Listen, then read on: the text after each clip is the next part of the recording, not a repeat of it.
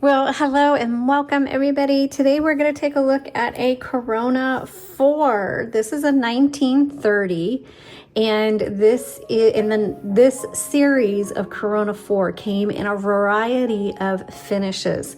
This particular one is black with a gold speckled or sparkled finish.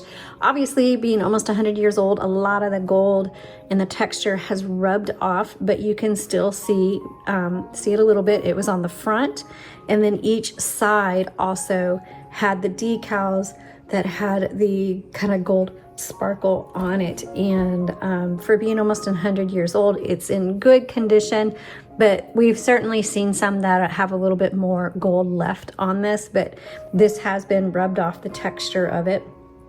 The decal on this one is missing on the front, but typically you should see a decal here.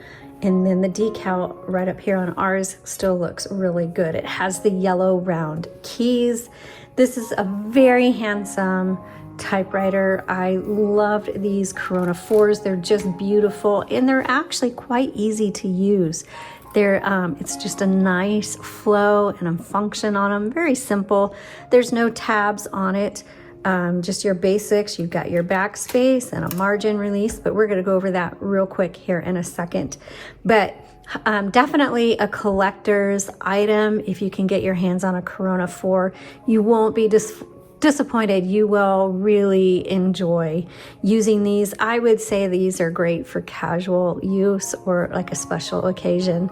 Definitely, I mean, like this one works very well, and so you could do active work on it, but there's others that I prefer for actually working on, but for typing a short letter or note, I definitely would pull this out. So with that being said, let me give you a sample of what that font looks like, or typeface on this particular typewriter. I don't know if you can see that. I think this whole thing is, a lot of times I use the same page for multiple things. And this one, we only have a single color on it, but I think some of them, and I don't remember because it's been a while since we've had one, but I believe this is the color selector down here, that we only have black. Sometimes Rob on these older ones, if he's having trouble with the color selector, will just stick with a single color. And so we always go with the black, obviously. Okay, so now I'm gonna go through a tutorial. If you've got one, pull it out, follow along, just so you can see how to operate it. And then at the very end, I'll just type a few sentences on here so that you can hear it. So, all right, let's go ahead and get started. Back here, you've got your paper holders, and they just fold down and fold up. I like using paper holders because I don't like floppy paper. And then back here is your margin set. And so you just press and drag to put your margins where you would like to have them. And so very, very simple. Also, it has little decals on the very back as well. And you can see somebody scratched in their name. They are very proud of their typewriter. So I bet this has amazing stories. Now, the spool covers are, if you have a Corona 4 and you still have your spool covers, then you are blessed. These often get lost. So if you've got your spool covers and they're in good condition, then wonderful. I'm so excited for you. And I will go over that here in a second. Let me jump back up here to the carriage. To release the carriage, you just pull in. Here it is on the right side, and you've got the same lever on the left side. It doesn't matter which one. This typewriter has a beautiful bell, nice and clean. A lot of times they just go clink, when they're this old, but this one is so beautiful.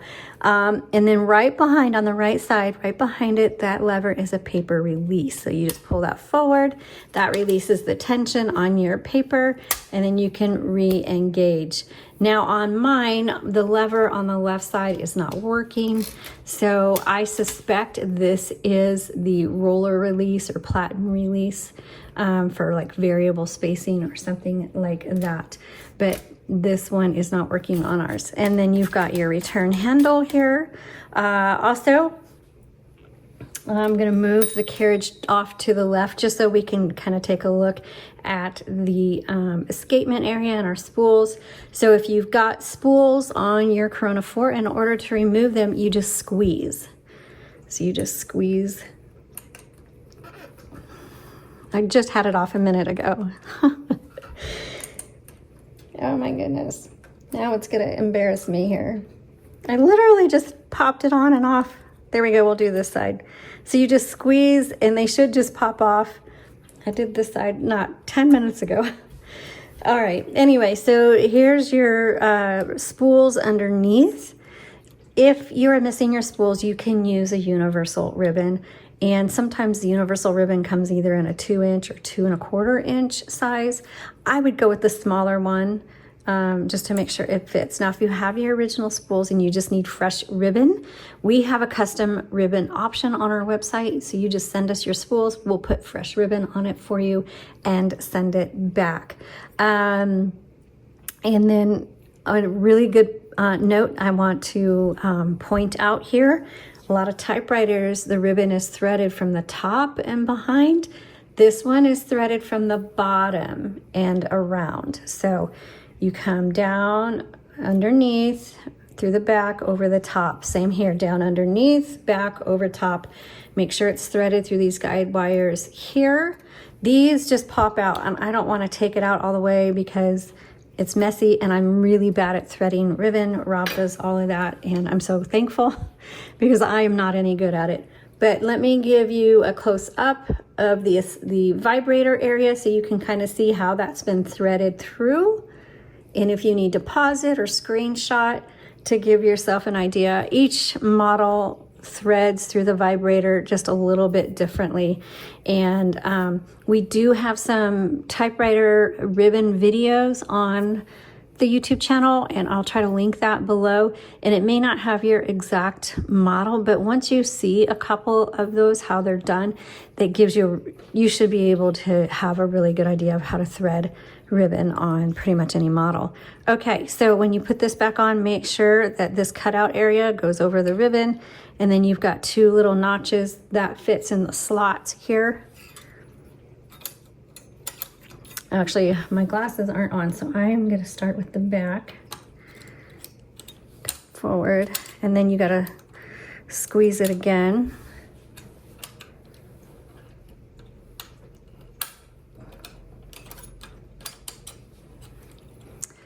Changing ribbons isn't easy, I will admit that. There we go, and that snaps back in, and so it's right there. Now, to reverse the direction of your ribbon, the ribbon reversal is kind of underneath the spools.